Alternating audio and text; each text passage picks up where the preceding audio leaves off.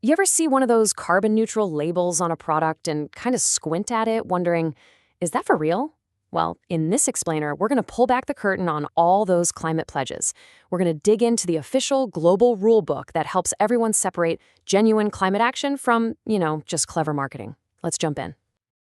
I mean, this is the big question, right? We are surrounded by these promises. Carbon neutral this, net zero that. But how on earth do we know which ones are legit? How can we be sure the numbers aren't just wishful thinking? This is the whole greenwashing problem in a nutshell, and it's exactly why we need a system that everyone can trust. Okay, imagine trying to build a house, but your architect is using meters, the construction crew is using feet, and the inspector is using, I don't know, inches. It would be total chaos, right? Well, that's kind of been the problem with climate pledges. Without one single agreed-upon standard, everybody can measure their impact in their own way. And that makes it basically impossible to compare projects, to verify claims, and to build the trust we need for a global carbon market to actually function. So how do you solve a huge global trust problem like this? Well, you go to the folks who are experts in writing global rulebooks, the International Organization for Standardization. You've probably heard of them as ISO. These are the people who create the standards for pretty much everything, from the size of paper in your printer to the quality systems in giant factories. And for climate change, they've come up with a really powerful solution. And here it is. This document, ISO14064-2.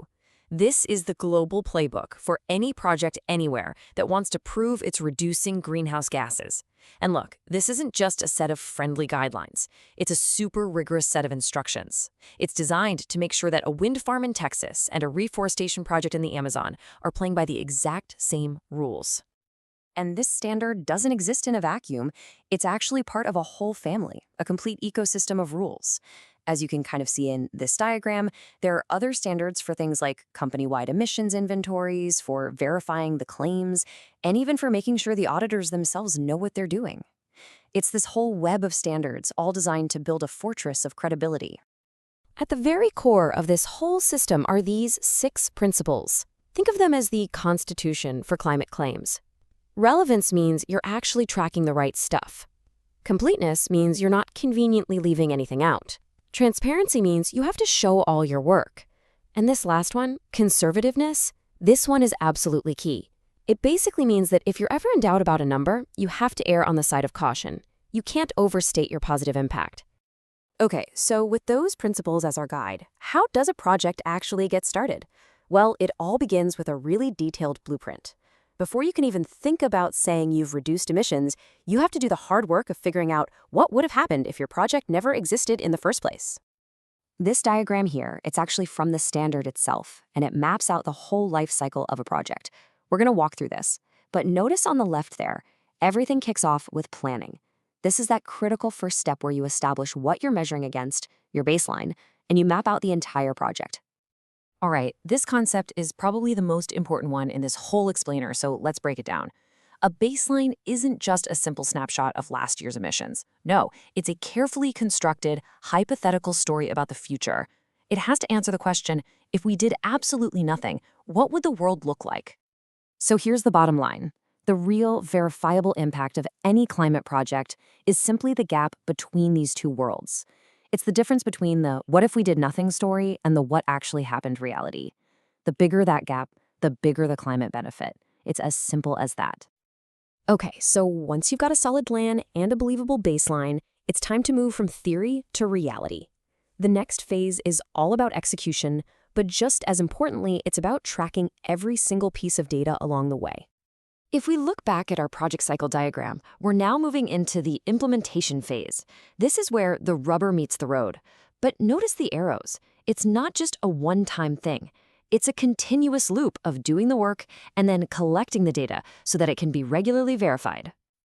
And the standard is incredibly strict about this part. A monitoring plan isn't some vague promise to keep an eye on things. It's a super rigorous procedure that spells out exactly what you'll measure, how you'll measure it, where the data comes from, how often you'll check it, and who is personally responsible for making sure it's accurate. Really, this is the key mindset here. You have to treat your emissions data with the exact same level of seriousness that a company treats its financial data. Every single number needs a paper trail. every calculation has to be bulletproof. The whole goal is to create an evidence trail that is so clear and so accurate that it can stand up to any level of scrutiny. So, you've planned the work, you've done the work, and you've meticulously tracked all the data. But there's one last, absolutely crucial step. You have to get someone else to check your homework. This is the verification stage, and it's what gives the final numbers their real power. Think of verification like a financial audit, but for carbon. An independent, totally impartial third party comes in and acts like a judge and jury. They review all the evidence, the baseline, the monitoring plan, all the data, and they deliver a final verdict on whether your claim is a true and fair picture of what actually happened. And when the whole process is finally done, the project has to publish a final report. And according to the standard, this report has to be a completely open book. It must clearly state the results, list every factor that was considered, prove that the numbers are conservative, and, most importantly, it has to include that proof that it passed the independent verification. Okay, so we've walked through the principles, the planning, the monitoring, and the proof. But why does a dense, technical document like this actually matter in the real world? Let's zoom out for a second and connect it all to the bigger picture. This standard is basically the engine of trust in the whole climate economy.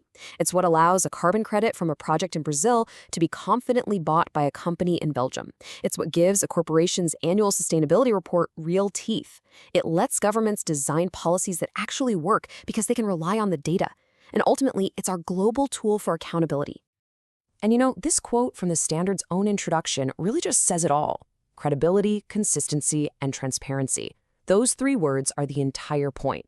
They are the antidote to greenwashing, and they are the foundation for any real collective progress on climate change. And that brings us to the end. We've seen that a clear, robust, global rulebook for climate projects doesn't just exist. It actually gives us all the tools we need for real accountability. So the final question it leaves us with is a pretty big one. Now that we have the rules, who's going to make sure that everyone actually plays by them? That's the challenge ahead. Thanks for tuning in.